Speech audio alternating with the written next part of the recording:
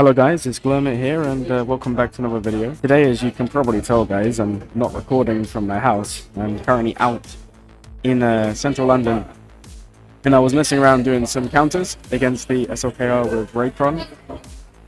Just in squad arena obviously, but I was treating it as if Omicrons are active. And I feel like I've found a couple of decent counters, if not potential two shots. So I obviously time code it so you guys can see that.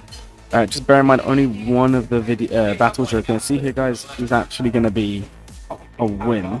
However, if we account for Omicrons, potentially two of them would be wins. We just don't know until Grand Arena comes around. So the first team we're going to be running here is Ray Ben. Now, guys, if you're wondering why I'm not bringing a full squad, it's because the more turns you take, the more turns Ray's going to take, and you don't want that. So the less characters you have, the less potential for her to go crazy. And not to mention, if her Omicron was in play, you need everyone to take a turn. So the less characters we have in play, the quicker we're going to be able to actually kill people off. And what you're going to see with the Ray team here, guys, is you get the whirlwinds very quick. We're going to whirlwind crew in almost all the counters. We're then going to whirlwind Hux, and then straight after Hux, we're going to go and whirlwind Ray herself, and you're probably going to kill all of them. Now, the issue I found is because the squad arena, Ben was dying. Obviously, guys, remember, Grand Arena, Ben is not going to die until Ray dies. And you're going to get a lot of mastery as well during this battle. So, potentially, I can see this being a one-shot. We've got an alternative one here, which includes Grandmaster Yoda. Now, the reason for bringing him is AI will always go for him first. So, it just guarantees that neither Ray or Ben get the damage immunity early. Because for the best success, guys, you want Ben to be in damage immunity when Ray gets her first ult, so that you get that extra turn. Unfortunately, you know, outside of Grand Arena, when we got to the 1v1, it just wasn't being successful, but I can definitely see this working in Grand Arena. Okay, guys, the next battle is going to show JMK.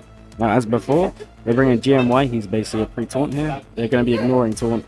So having him means they're always going to go for him, and if you're lucky, they're going to stun him, meaning Commander Ahsoka will last the extra turns. Now, guys, bear in mind, you cannot kill anyone until everyone's taken a turn. So, ideally, you could drop a couple of characters, but if not, bring Mace for the TM swap to give it to the characters who don't already have it. What I like to do is I like to be the first turn, swap with Commander Ahsoka to Mace, and then swap with him using the Shatter Point onto, most likely, Ahsoka, who is the slowest. And honestly, in fives, with the JML Cron, as that's the Foresight one, you're going to be okay. You guys, now the last battle here is very interesting. This one is not really a one-shot, although I do think it would work in Territory Wars, and it is Bad Batch.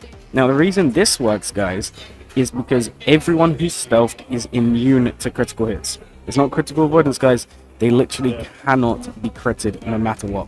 So, guys, think back to the Jedi Knight Luke counter to SLKR in the past, especially 3v3, where you'd use armor as 3 stacks on Jedi Knight Revan in order to allow them to win, right? The second you remove crits from Kylo, the potential is massive for success. The other thing here, guys, is the stealth cannot be dispelled. So not only are you immune to crits, you're immune to basically having the stealth dispelled. There is one caveat here, and that is if you use the second special on Omega, it is going to remove stealth from the healthiest ally. So, guys, if Wrecker is low, I would say less than half protection, do not use that ability. What you're going to find here, guys, is Wrecker's normally going to be tanky enough to survive this anyway. Do make sure you're modding him for defense mods. Everyone else normally. And what you're going to find, guys, is because they can't ignore the stealth and because they can't crit you, you're actually going to be okay. Just make sure you always heal out Wrecker whenever possible. It does mean you don't get the cooldown reduction you would want, but do you know what, guys? It's not too bad. Now, you could also make Wrecker extremely fast, and then you can get out with special first, get some extra health and protection, but honestly, that is not the deciding factor. Unfortunately, you're going to end up killing Sith Trooper, you're going to end up killing Hux and Ray, but you're not going to be able to get through Kylo. In Territory Wars, I think it would be absolutely possible because you start off with all your cooldowns on Hunter, and you get other bonuses there. But outside of Territory War, so in Grand Arena, Squad Arena, wherever, I think you have to settle for a 2-shot, but there is potential. Also, guys, just bear in mind, I'm not using Crosshair. Maybe if you had Crosshair, guys, this would work. Who knows? Anyways, guys, I hope you enjoyed the video. If you did, please like, comment, and subscribe. Maybe you can try one of these counters and they work for you in Grand Arena. Who knows, guys?